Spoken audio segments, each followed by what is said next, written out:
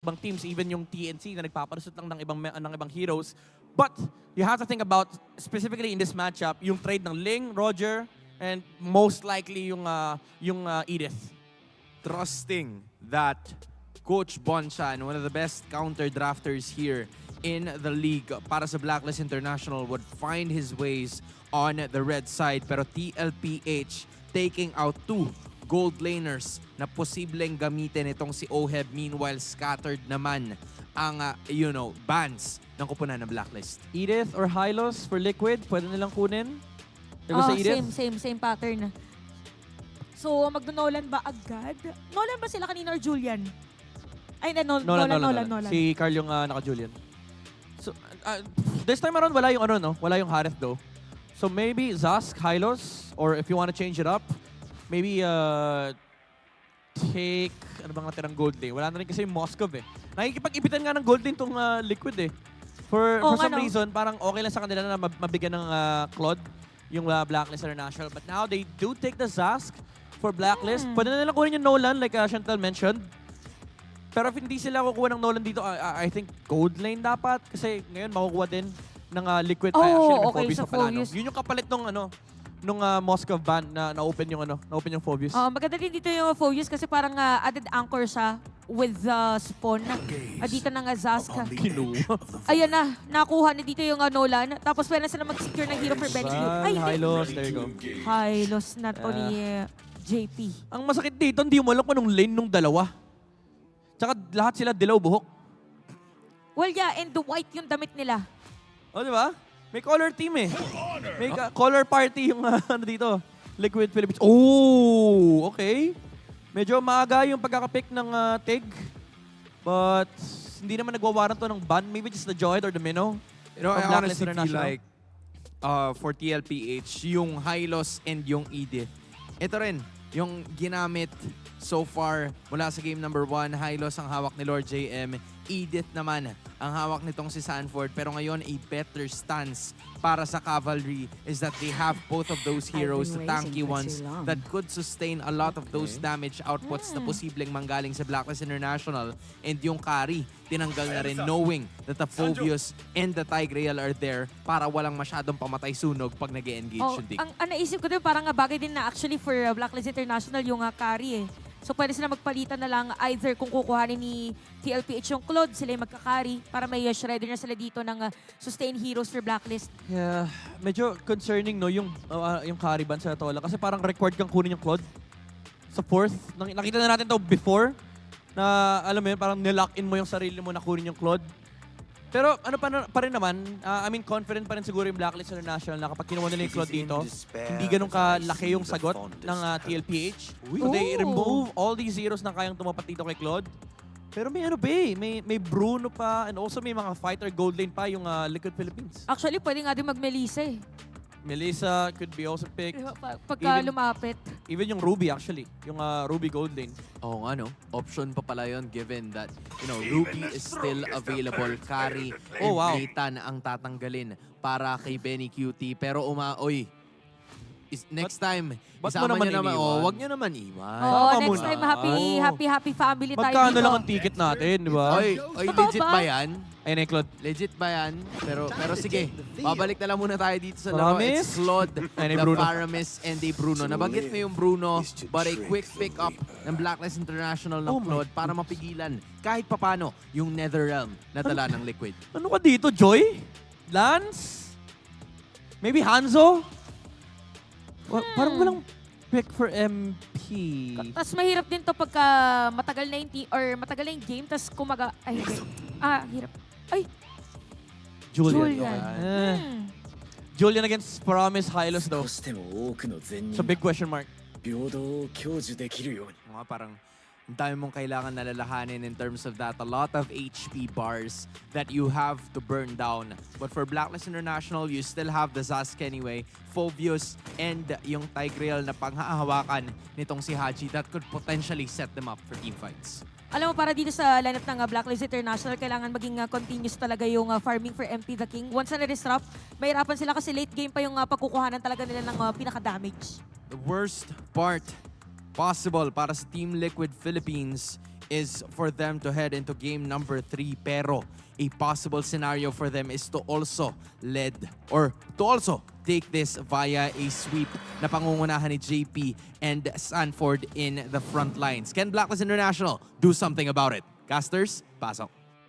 At malalaman na nga natin kung aabot pa ba ng Game 3 to. Makakakuha ba ng crucial victory ang Blacklist International para patagalin ang serye. Uli, ako nga pala si Umi, kasama dito si Burrito at mukhang tuloy-tuloy ang action dito sa MPL. Exciting talaga na makita itong dalawang kupunan na magbabakbakan. Nakita natin yung game number 1 na talagang makapigil hininga pero may pagpigil din muna. Panandalian lang. Papakilig lang muna para sa, tingin muna tayo ulit sa ating audience. I-ready nyo na ang mga flex nyo. I-ready nyo na ang mga koleksyon. I-ready nyo na ang mga jowa nyong wallpaper. Ayan, ayan At saka sa mga kamag-anak na rin. Ayan, di ba? Ayan, oy, kaway-kaway naman kayo dyan! Kaway naman, kaway. Ayan, Ayan, may plumex ng isa, may plumex pang dalawa. Si na. Mima. Si Mima. The GOAT. Dagot din. Bigla ka naglalapag ng mga monikers na kayo. Mima Dagot. Mima, the GOAT. GOAT yan ng community. legit. Syempre. Alam mo, Sobrang solid yan. sobrang solid sa Ayan na Ay. nga. Isa, Ano tawag doon? Ano tawag doon? Patingin nga ng looks maxer dyan. O tingin dito sa camera, paano yung mga looks maxer dyan? Ay, naku, hindi ko na alam yung mga yan. Yung mga skibidi, nasaan? Mga skibs. Asan yung mga skibidi dyan? Ayan na. Ka muna. Balik muna tayo sa mga Eh. Filipino memes. Syempre. Pero men, gusto ko rin lang sabihin na yung mga community people natin, katulad na lamang ni Mima, napaka-importante niyan para sa liga. Yung tipo na si Mima, naalala ko nung sabihin natin may isang team na nalaglag na in a international competition, hinire siya ng kabilang team para tulungan yung community nila. Ganong kasolid yun, tol. So, si Mima ay para sa liga. Oo, hindi lang si Mima, marami pa At tayong marami pa. mga Oo. community na, kumbaga mga legends yan sa community nila na talagang nililid ang kanilang mga fans. Oo. At marami din ganyan sa Aurora, no? In fact, sa Aurora, sa sobrang dami nila, mahirap nang i-keep track. Oo nga. Diba? Anyway, ayan na, papasok na uli tayo sa sa ating Land of Dawn. Game 2 pa rin ito ng Blacklist International kontra Team Liquid Philippines. At dito na nga natin makikita kung sakaling aabot na naman tayo ng 3 games. Kaabang-abang yan, no? Pero naaabangan at nakikita din naman natin yung aggression galing dito kay Sanford at kay Sanji pala at kay JP. Ayaw nilang pagpakuhain ng magandang buhay itong si MP The King, no? Ginugulo lang nila sa farming. Pero may mga paghinga muna na gagawin. I mean, very standard lang yung laning phase na nakikita natin ngayon. Kumbaga parang wala pa namang gumagawa ng kakaibang risky play. Oo. Even if pwede pa naman nilang gawin yan dahil nga ang dami nilang mga mobility and survivability spells, mahirap pa rin kasing i-risk lahat ng early game. Yung tipo na unang wala pang 5 minutes yung laro, ang dami nyo nang binibira. Kalma lang. Kumbaga parang intayin natin na may objective na paglalabanan. Easy lang. No? Pero ang kapansin-pansin kanina, no, nakita ko na bumuo ng Warrior Boots itong si Oheb, no? Parang pinag-ahandaan niya talaga yung physical damage na magagaling sa ilan sa mga members dito ng Team Liquid PA. Ngayon, dito sa may bandang itaas, may pagsilip din na gagawin. Magli-level 4 na. Itong, hindi, wala pa. Isa pang wave para dun sa level 4. Konting pag-aabang lamang. And so far, TLPH ang may hawak ng napakaliit na gold lead. Hindi ito magmamatter masyado sa ating pinakaunang pagong. Kung sino makaka-retry nito, sino makakakuha ay agarang XP at pati na rin gold para sa lahat. Kaya naman nandito tayo sa meta na parang napaka-importante na ng bawat pagong. Okay, level 4 na si Lord JM dito. And JP ay magli-level 4 na rin! First blood kagad para sa Team Liquid. Ayun na nga. And si Exort, wala pa kasing Dominators descent during that time. Sumaktong-sakto. At dahil dyan, Team Liquid ang makakakuha ng pinakaunang bagong ng larong ito. What a pick-off mula kay Carl TZ. Nakakatakot talaga lalo na yung presensya no ni Sanford dito. And Carlito, napakakati talaga no ng mga burst. Na Mandela effects pa ako Hindi. doon. Hindi yata tumama yung fracture. Hindi. Si ano ata, si Sanford at saka si Sanji yung magkasama nun. Sansan yun. duo Sansan pala. yun. My Sansan bad. Ito yung masasabi natin na sobrang sanay na tayo na si Carl yung pumipitas ng gano'n. But it was the Sansan duo who actually got that crucial pick-off before the turtle. At ngayon, back to basic rotation tayo. Abang na naman ng sunod na laban. Alam natin yan kasi again, Blacklist International, nakita natin yung Game 1 performance nila. No, ayaw nang ulitin, ayaw nang ipaulit dito ng Team Liquid PH. Sabi nila once is enough. Ayun, Diba? nag-English na. 2 is too much na. 2 is 2 and 3 is a crowd. Ayun. Ayun na. Shout out sa crowd. Tama. Ayan, di ba? Again, yung mga initial items dito, available na ang Hunter Strike para kay Car TZ. Habang sa kabila naman na jungle, pabuo pa lang ng kanyang Genius 1 data. No? baka Genius 1 nga yan. Parang malabo ng iba pa. And so far, nakikita naman na yung damage na nanggagaling sa Team Liquid Philippines at kailangan munang pabagalin ang laro if you're Blacklist International. Mainly because ang damage mo naman dito talaga ay manggagaling kay Oheb the moment na umabot kayo ng late game. Pero nandiyan naman si MP the King para itawid yung early to the mid game damage na kailangan nila in case na magkaroon ng labanan. Pero ang delikado kasi dito, si Sanji ready mag-Netherrealm. Oo nga, no. Buti na lang mag-uusapan natin ito si Sanji, no. Sa kabilang panig naman is Exort. Pareha silang may sabihin natin may makaka-survive sa mga laban kasi nga naman may panibagong buhay si Exort gamit yung kanyang Dominator's Descent. Habang sa kabila naman may Netherrealm at kailangan lang munang ingatan ng Blacklist International na hindi ma-take down kasi nakaisa na sila eh. Ayun, sabi nga nila dumalaw ulit pero din yung implosion. Habang yung Netherrealm, ito yung reset. Sanford nakakuha na ng isa. Naku, kailangan ata umatras ng Blacklist International kasi si Haji makapatay din. Courtesy of Sanford, nakadalawa na siya. Habang tuloy-tuloy ang pagtalon ni Lord JM at natanong siya ng literal hapak mula dito sa Team Liquid PH at 4-man down. Ganun kabilis! Ang bilis talaga ng damage, mas lalo na kapag full ang passive ng isang Edith. Sanford na nakapag-free hit at nakapag-reset pa. And that essentially gives the turtle for free dito sa Team Liquid Philippines. At mukhang magta-transition na sila sa pagnakaw ng mga green camps at mag-push dito sa mid lane. Tatlong objectives na sabay-sabay. Ibang klase, nagmamadali ata ang Team Liquid PH kasi naramdaman nila yung sakit at hapde ng Blacklist International nung nabigay yung early game kanina, nung game number 1. Ngayon, sabi ng Team Liquid PH, sige, hayaan natin, mag-reset tayo, wag natin pansinin yung game number 1. At ngayon na may 4.4k gold lead sila, masasabi ko na yung early game ay nasa posisyon talaga nila. Kontrolado ng Team Liquid Philippines ang early game. At ito nagpabulong ako kanina eh. Ano yan? Ang Team Liquid Philippines pala, kapag natatalo sila Ano yan? hindi na nila ginagamit yung suot nilang sapatos during that time. Ay, ganun ba yun? Uy, wait lang parang paggagamitan ata nila dito yung implosion. Makakatakas pa si Sanji dito gamit ni Netherrealm. Habang blazing duet mula kay Oheb. Pero wala talagang tinamaang kahit sino dito sa Team Liquid PH. Pero sa likuran, andun si Lord JM, andun yung kanyang pagdamba. I-activate na ba niya yung kanyang pursuit? Hindi, atras muna si Lon. Sakit naman nun. Sanji with a sliver of health, makakaligtas din. At habang nangyayari lahat yan, Carl TZ tumatrabaho lamang doon sa may bandang itaas. Still a perfect game mula sa Team Liquid Philippines. Wala pang nahanap na kills. Ang Blacklist International mukhang papatagalin na talaga. Ace muna. Oy, nagsisimula na naman si Sanford. Siyempre. Ayan, check lang, i-check lang natin. Check ping lang. Panis. May emote pang kasama. Siyempre, alam naman natin na sa tournament na to, bukod sa magkakaibigan ng mga ibang players sa atin dito, ay hindi naman masama magkainitan ng ganito sa loob ng laro. Oo, no? Pero alam mo tsaka ko lang na-realize, recently ko lang na-realize na may effect pala talaga yan. Yung kapag nire-recall lang ka sa mukha, Oo. di ba parang may something na nakakagigil, na gusto mong bumawi. May psychological effect. Oo, yun nga, di ba? Parang, again, malaking tulong yung ginagawa na ganyan. No? Pero sa history ng MPL, may mga masasamang epekto din yung recall na yan. May mga, minsan nagbabackfire. Nagbabackfire. May mga unforgettable recall moments din tayo. Hindi ko nababanggitin yung mga pangalan ng mga manlalarong Alam nyo na yan. Alam nyo na yan. kung may compilation man sa YouTube, kayo na yan. Makikita nyo yan. Ayan na, the turtle. Once again, mapupunta sa kamay ng Team Liquid Philippines and that gives them a 6k gold. Titignan mo naman to si JP. Grabe si JP. Ito na naman yung mga listahan ng kasalanan niya eh. Oo, ayan na yun. Naglilista na naman dito ang Blacklist International at ngayon, di kan pang mabasag yung Torre dun sa may bandang ibaba. Pero ang ganda ng ginagawa dito ng Team Liquid PH, yung control sa mapa ay naroon talaga. Oh, grabe. Sakto magpapasko na rin, no? Mukhang hindi makakuha ng regalo to si JP. Mula Tama. kay Santa. Tama. Masyadong maraming kasalanan. Kailangan mag-sorry muna.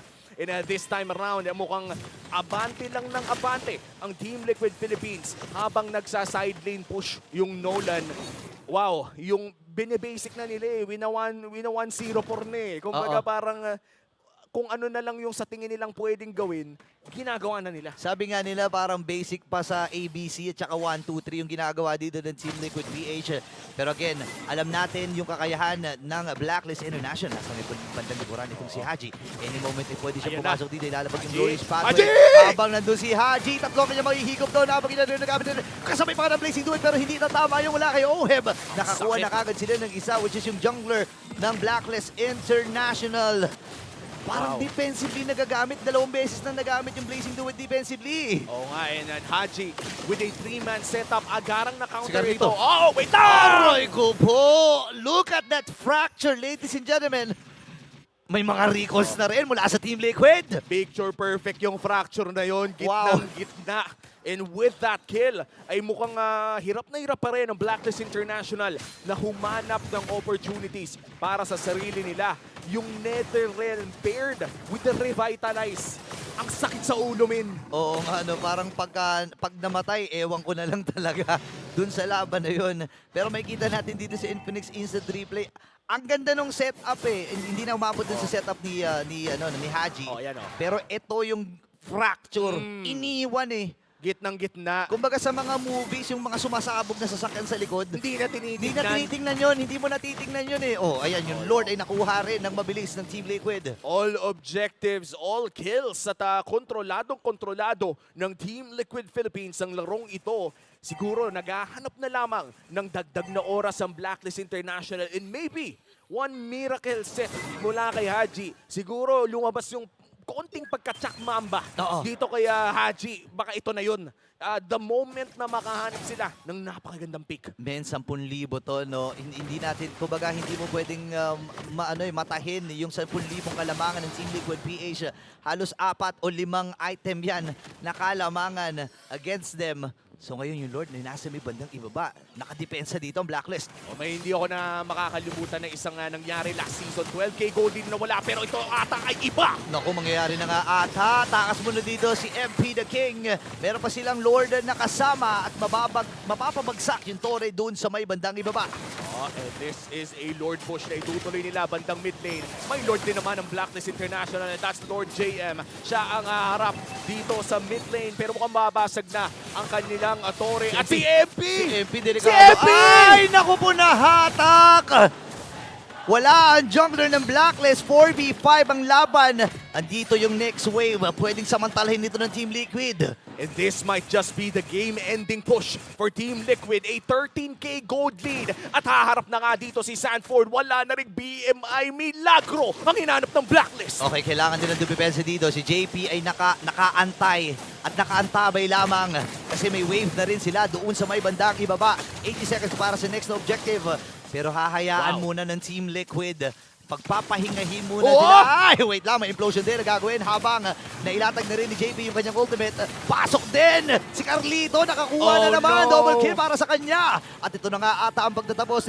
May na-pop na rin. Dito ni Sanji, 3 na lang ang natitira. Wala rin sila mga minions dito at kailangan na tapusin na Team Liquid PH. Sila ang magtatagumpay. Another point secured para sa Team Liquid Philippines. At with that last play, kamuntikan ng mahuli yung Edith pero mas napaganda pa ang tiwala ng 5 ito, itong 5 Liquid na magkasama na for the longest time ay talagang kitang-kita in that final play. Grabe, no? Inilatag yung Glorious Pathway. And kapag ka ikaw ay kalaban, medyo astronaut gaming ka dun eh. Hindi ka basta-basta makakaalis. Grabe yung laban na ipinamalas din ng Blacklist International. Nung game number 1 lalo na dahil pumuso talaga sila early, mid, to up to late game. Hawak nila yung laban na yun eh, no? Wow. And muntikan na nga talaga doon sa game number 1. But game 2 was not even close. Talagang dominating victory para dito sa kupunan ng Team Liquid Philippines. But for Blacklist International, still looking for the winning recipe. Still looking to break the code. Kailangan na nilang makapunto simula next week pero palakpakan pa rin natin ang Blacklist International for showing a great match against Team Liquid Philippines. Wow, itong match na to, alam natin na hindi natin na-expect na ganon yung makikita natin sa game number 2. Sa ngayon, makakausap na natin ang ating winning team na Team Liquid Philippines kasama ang ating napakabongga na host, Mara Aquino. Ikaw na muna ito.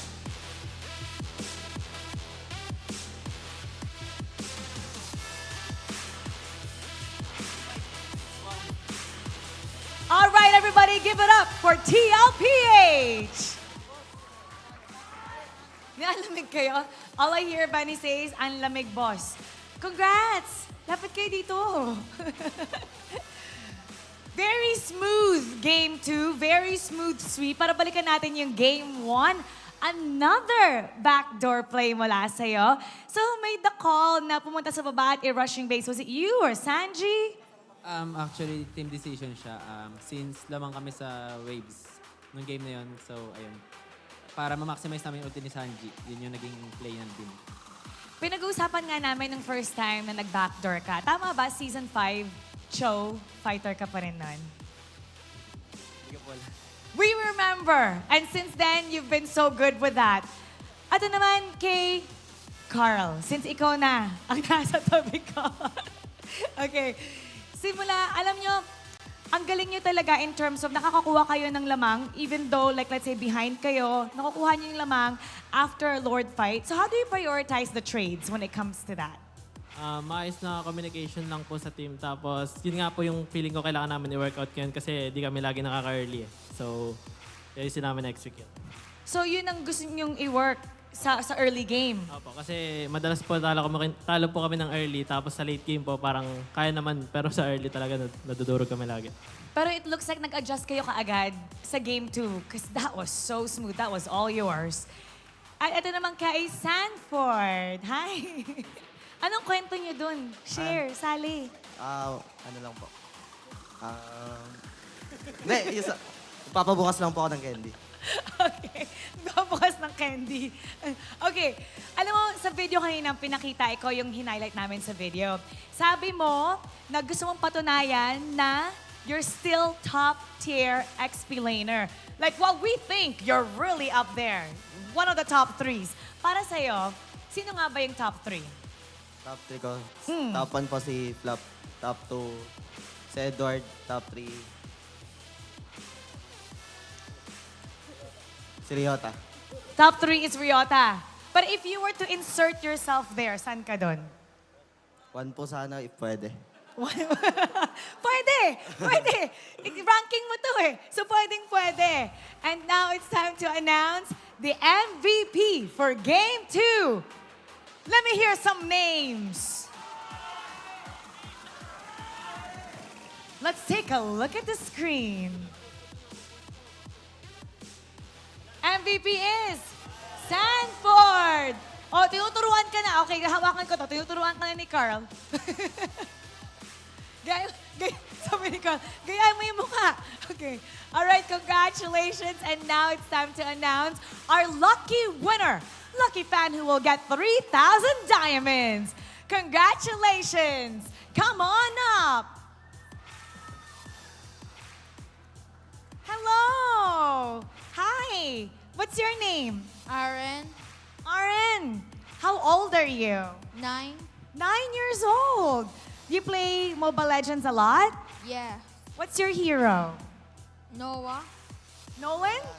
Okay, sino dito favorite player mo? Like, take a look at all of them. Pili ka ng isa. Sino ang favorite player mo? si Sanford, Si Sanford! Bakit si Sanford? Why Sanford? Mabugi, Pugi, He's Pogi. What else?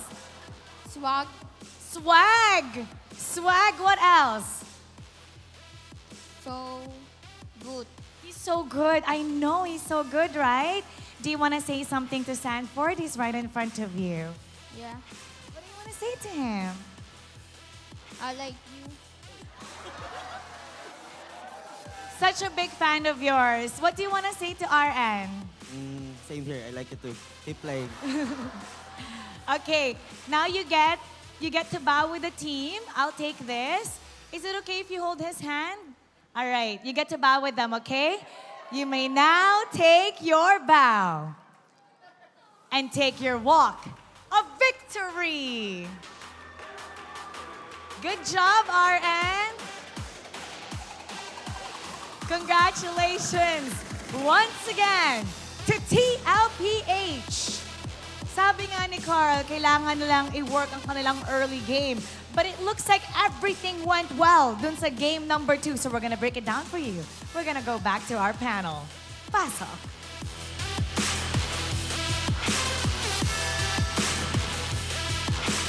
Now this is Team Liquid Philippines ending week number 3 with a strong finish after getting a victory against Blacklist International. Sanford, you've seen him a while ago, but he is our MVP as we showcase him once again.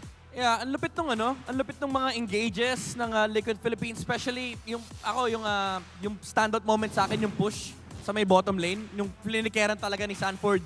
Even under the turret of Blacklist International, but overall, again, yung mga teamfight yung starter, yung mga flicker plays, yung damage din na nilalabas niya. Kumbaga walang takot dito eh. Walang takot yung Liquid Philippines sa mag-engage kasi alam nila may backup sila nung Netherrealm ni Sanji. Doon natin makikita yung talagang prowess ng mga players ito, specifically Sanford. There's a reason why he's one of the top XP laners. Not just in the Philippines, but in the whole world. Yung tapang at yung timing din ng kanyang mga initiation sa mga jump, doon mo makikita kung gaano kagaling yung isang player. Oh, tsaka para siyang nagiging shapeshifter bigla. Mag-engage siya, tapos maganda siya saglit, Primal Wrath, so free hit na siya against Blacklist International, and it takes a lot of effort na rin in the assessment sa situation para ma-perfect mo yung ganong klaseng play. Kaya naman, napakalinis na performance para dito sa TLPH. 10 kills in 11 minutes. Yeah, sobrang methodical yung naging approach ng Liquid Philippines. It started with the aggression ng early game nung nakuha na nila yung timings nila. Yun yung downside ng lineup ng Blacklist International. They cannot really compete sa early game ng TLPH. Even though they have a Tig, a Julian, and a Phoebus, nabanggit natin ito kanina during the drafting phase, hindi nila kaya sabayan yung Hylos tsaka Paramis. Imagine mo, lalaban mo, Hylos na may Netherrealm, napakalaki ng HP niyan. And it allowed Benecutie to just continuously push the lane habang nakakakuha sila ng tuloy-tuloy na tower. Talagang nililiguran nila yung mga towers ng Blacklist International. No way for them to defend. Lumiliit yung mapa ng Blacklist. And nung umabot tayo nung third turtle, ramdam na natin parang may malaking disparity pagdating sa sa firepower between these two sides. And again, dahil nga may issue na sila sa damage, paproblemahan pa nila yung Netherrealm, hindi nila ma-defend yung tower. It's just natural for this to happen. Kumbaga yung foundation ng bahay ng Blacklist hindi na kayang i-survive. Hindi lang yung bagyo ni Benny kundi yung bagyong dala-dala ng Liquid. Oh, tsaka kung titignan natin, even sandbag dito is si Sanford na rin.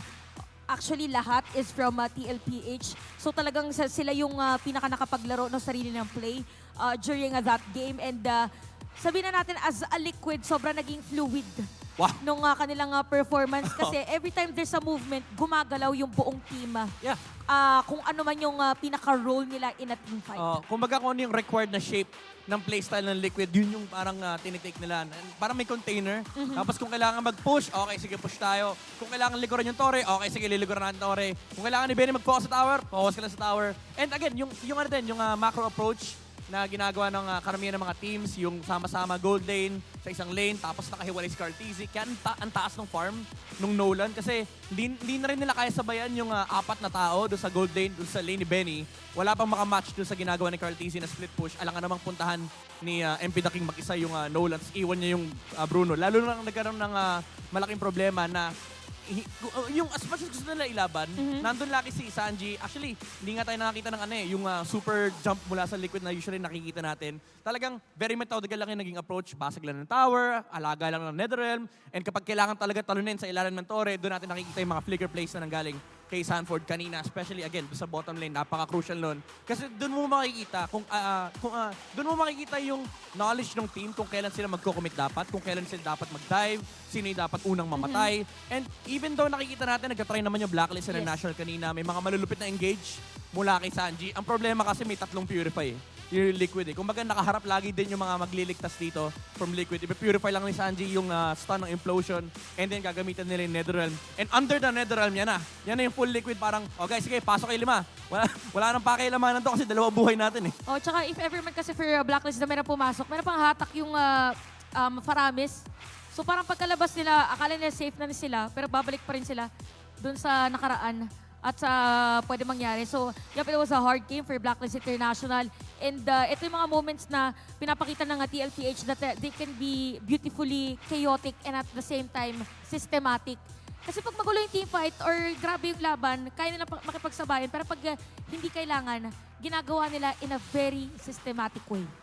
And I am sure that it was an impressive performance na nakita ng Cavalry. And I feel like yung dalawa nating kasama dito parang ready sila. Benny, Sanji, I'm sure na narinig nyo yun. Okay? So, gagawin nyo rin yung ganong klase ng ganap. Dapat ganon din ka. Hindi, I'm just kidding. Ako'y kinabahan para sa kanila. Hindi, pero Napatingin bigla eh. sigurado ako nilalamig na kayo. And ang dami ng mga naging ganap kanina. Pero how has this week been para sa inyo? Was this the week that you've expected? Meron ba kayo mga gustong baguhin heading forward into next week? Benny. Sige, ikaw muna, Sanji. Yung ano po namin, yung early playstyle namin,